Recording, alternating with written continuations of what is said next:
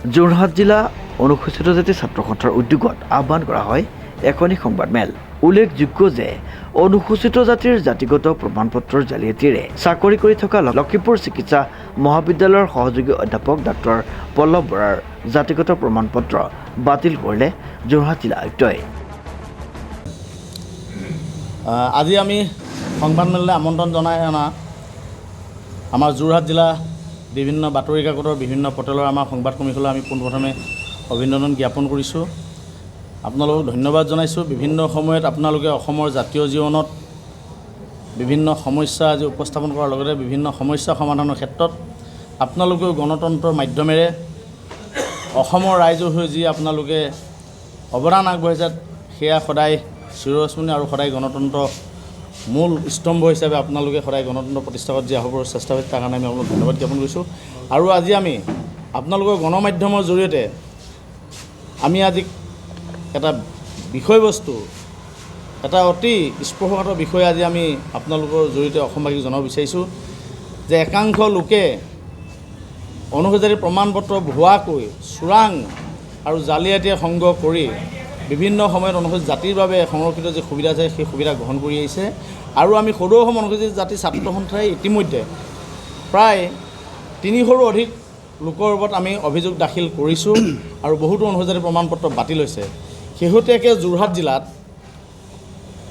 Doctor Pallav Bora আৰু অভিজিত ধৰ দুজন ব্যক্তিৰ বিৰুদ্ধে সদৌ অসম অনুসূচিত জাতি ছাত্ৰ সন্থাই অভিযোগ দাখিল কৰিছিলে।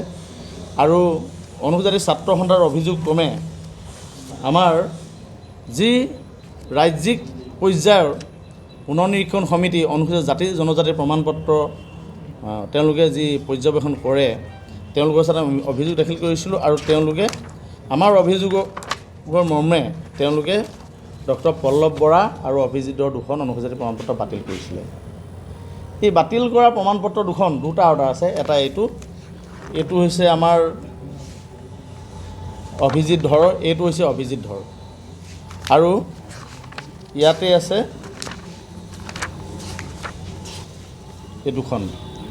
বাতিল কৰাৰ পিছত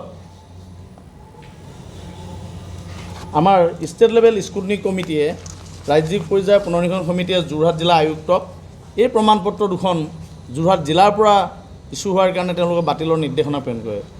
কিন্তু আমি লক্ষ্য কৰোঁ যে সময় বাগৰি যোৱাৰ লগে লগে তেওঁলোকৰ হেমাহিৰ ফলত এই চাৰ্টিফিকেট দুখন বাতিল হোৱা নাছিলে। সেয়েহে আমি সদৌ অসম অনুসূচিত ছাত্ৰ সন্থাই আমি 24/6/2025 তাৰিখে যোৰহাট জিলা উপায়ুক্তক আমি আবেদন দাখিল কৰোঁ যে এই প্ৰমাণপত্ৰ দুখন ইতিমধ্যে ৰাজ্যিক পৰ্যায়ৰ পুনৰ্নিৰীক্ষণ সমিতিয়ে বাতিল কৰিছে আৰু আপোনালোকে তৎকালীনভাৱে আপোনালোকৰ ইয়াৰ পৰা যিহেতু ইছ্যু কৰিছে এখন বাতিল কৰিব লাগে। উল্লেখযোগ্য যে যোৰহাট ৰংদৈ গাঁৱৰ ডাক্তৰ জীৱকান্ত বৰাৰ পুত্ৰ ডাক্তৰ পল্লৱ বৰাই ভুৱা তথ্যৰে অনুসূচিত জাতি প্ৰমাণপত্ৰ সংগ্ৰহ কৰি চিকিৎসা বৃত্তিত জড়িত হৈ থকাৰ সন্দৰ্ভত সদৌ অসম যোৰহাট জিলা অনুসূচিত জাতি ছাত্ৰ সন্থাৰ সংবাদমেল। মাজুলী জাহ্নৱী ভগত আৰু ধেমাজিৰ মধু শাস্ত্ৰী, জোনাই দীপিকা চৰহীয়া, চন্দ্ৰপ্ৰভা দেৱী চাহু এই মানুহসকল কোন আচলতে? অভিজিত ধৰ কোন? য'ত স্পষ্টৰূপে লিখা আছে যে বনিয়াসকল কোন আচলতে? বিভিন্ন ধৰণৰ ডেফিনেশ্যন থকাৰ পিছতো এই ধৰণৰ যিবিলাক অনুসূচিত জাতিৰ প্ৰমাণপত্ৰ ওলাই গৈ আছে এই কথাটো অতি দুৰ্ভাগ্যজনক। আৰু অসমৰ যি প্ৰশাসনিক বিষয়াসকল আছে এই বিষয়াসকলে তেওঁলোকৰ যিটো বিষয়বস্তু দায়িত্ব তেওঁলোকে মই ভাবোঁ যে সুচাৰুৰূপে পালন কৰা নাই। যদি সুচাৰুৰূপে পালন কৰিলে হয় আজি বহিৰাগত মানুহে ইয়াত অনুসূচিত জাতিৰ প্ৰমাণপত্ৰ সংগ্ৰহ কৰি অনুসূচিত জাতিৰ কাৰণে যি ভূমি সংৰক্ষিত ব্যৱস্থা যি ট্ৰাইবেল বেল্ট আছে এই ট্ৰাইবেল বেল্টত তেওঁলোকে ভূমি অধিগ্ৰহণ কৰিব নোৱাৰিলেন।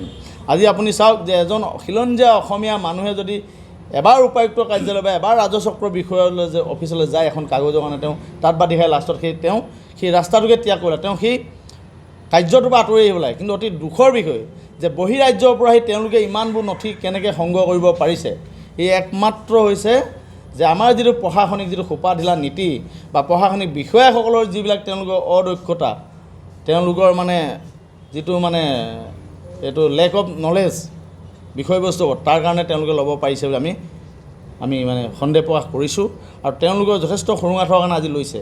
বহুত লাখ লাখ চাৰ্টিফিকেট আছে। আমি পৰৱৰ্তী পৰ্যায়ত আপোনালোকক দেখাম একাধিক্ৰমে যে কিমান বিহাৰী মানুহে অসমত অনুসূচিত জাতিৰ প্ৰমাণপত্ৰ সংগ্ৰহ কৰি ডক্টৰ, ইঞ্জিনিয়াৰ, বেংক বিষয়া হৈ আছে। আমি আপোনালোকক জনাম কিমান বিহাৰী সম্প্ৰদায়ৰ মানুহে অনুসূচিত প্ৰমাণপত্ৰৰ জৰিয়তে খিলঞ্জীয়া মানুহৰ কাৰণে সংৰক্ষিত থকা জৱাহৰ নৱোদয় বিদ্যালয়ত তেওঁলোকে নামভৰ্তি কৰি শিক্ষা গ্ৰহণ কৰি প্ৰকৃত খিলঞ্জীয়া লোকসকলক তেওঁলোকে বঞ্চিত কৰি আছে। শ্ৰীমতমাধৱ বৰুৱাৰ ৰিপৰ্ট, নিউজ নাও।